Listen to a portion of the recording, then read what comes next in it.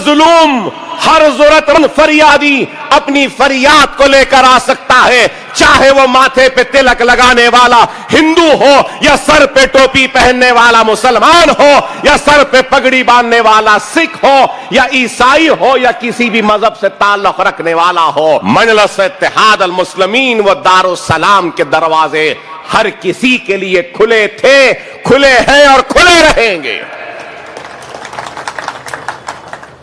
ہم نے کبھی فرقوں کو دیکھ کر کام نہیں کیا، کسی کے مذہب کو دیکھ کر کام نہیں کیا۔ ہماری تاریخ ہے، لیکن الزام لگانے والے الزام لگاتے ہیں مجلس اتحاد المسلمین دیانتداروں کی جماعت ہے، مجلس اتحاد المسلمین ایمانداروں کی جماعت ہے۔ ارے جب 1000 کا خرچہ تھا، ارے دیکھنے والوں دیکھو، آج یہ مجلس اتحاد المسلمین ہزاروں کروڑ کے اثاثوں کی مالک ہے۔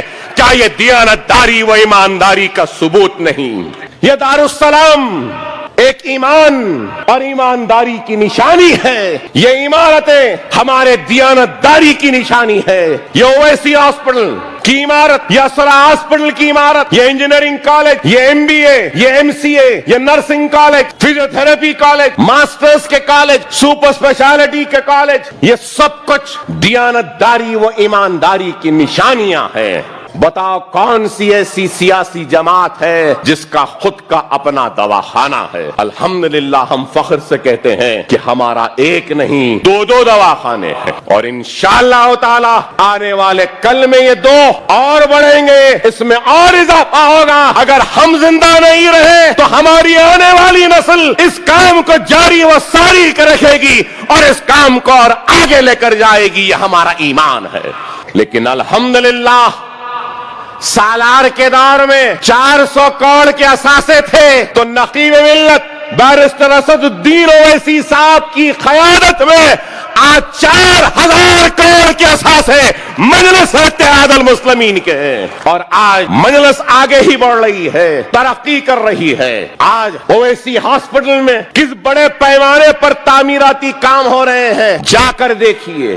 یا میرے لیے یا مسلمان کے لیے نہیں، اویسی وہ اسرا دواخانے میں علاج کرنے کے لیے آنے والوں کو ہم یہ دیکھ کر کارڈ نہیں بناتے کہ تیرا مذہب کیا ہے۔ ہر آنے والے غریب کو ہم ایک بیمار کی نظر سے دیکھتے ہیں اور اس بیمار کی بیماریوں کو دور کرتے ہیں۔ آج اویسی ہاسپٹل میں 50% سے زائد بیمار لوگ جو اپنے بیماری کو دور کرنے کی امید کو لے کر آتے ہیں وہ غیر مسلم ہیں، اور میرے پیر تک پڑتے ہیں، کہتے ہیں کہ اکبر صاحب بہت لوگ بہت باتیں کرے لیکن کچھ نہیں کرے، لیکن ہم کو بار بار یہ تمہارا چہرہ بتا کر ڈرایا جاتا تھا اور بولا جاتا تھا کہ تم مسلمان کے لیڈر ہو، تم فرقہ پرست ہو، لیکن ہم کہتے ہیں کہ تم مسلمان کے لیڈر نہیں، تم فرقہ پرست نہیں، تم جو کام کر رہے ہو بیماروں کے علاج کا ہمارا کوئی آدمی نہیں کرا جو کام تم کر رہے ہو، کہہ کے پیر پڑ کے جاتے ہیں۔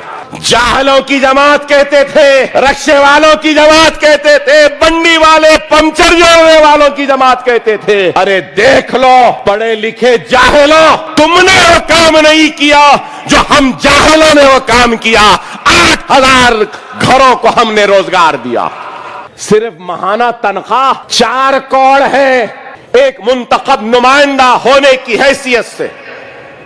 میری یہ اخلاقی، جمہوری و دستوری ذمہ داری ہے کہ میں سب سے پہلے کام کروں تو اس کا کام کروں جو مظلوم ہے، سب سے پہلے اس کا کام کروں جو پچھڑا ہوا ہے، سب سے پہلے اس کا کام کروں جو سب سے پیچھے ہے، سب سے پہلے اس کا کام کروں جو سب سے پسماندہ ہے۔ جب میں پسماندگی کو دور کروں گا، پچھڑے پن کی کمزوری کو دور کروں گا، ایک مظلوم کو انصاف دلاؤں گا، تو جب ہی جمہوریت کامیاب ہوگی۔ اور اللہ کا فیصلہ اللہ ہی جانے، اکبر الدین اویسی نااہل ہوگا، بیکار ہوگا، ناکارہ ہوگا، خراب ہوگا، لیکن نہیں معلوم کہ اس ناکارہ، بیکار اور خراب میں اللہ نے کیا دیکھا کہ اللہ نے مجھ کو ایک مرتبہ نہیں بار بار منتخب کروا کے کامیاب کروا کے آپ کا خادم بنا کے آپ کے خدمت کرنے کی ذمہ داری دی ہے. اللہ نے قیادت کی ذمہ داری جس کو دینی تھی اس کو دی ہے. اب اس کی ذمہ داری ہے کہ وہ صحیح قیادت کرے. اور وہ قیادت جس کو میں جانتا ہوں یا جس قیادت میں میں پیدا ہوا پھلا پھولا اور بڑا ہوا اور جس قیادت کی گود میں میں نے اپنے بچپن کے دن گزارے, جس قیادت کی انگلیوں کو پکڑ کر میں چلنا سیکھا, جس قیادت کی آغوش میں پلا اور بڑا ہوا, اس قیادت نے قوم کو کبھی رسوا نہیں کیا, قوم کو کبھی بدنام نہیں کیا. اس قوم نے, اس قیادت نے اس قوم کے اتحاد کے لیے اپنے سر پر قرآن رکھ کر بھی اللہ کی قسم کھائی.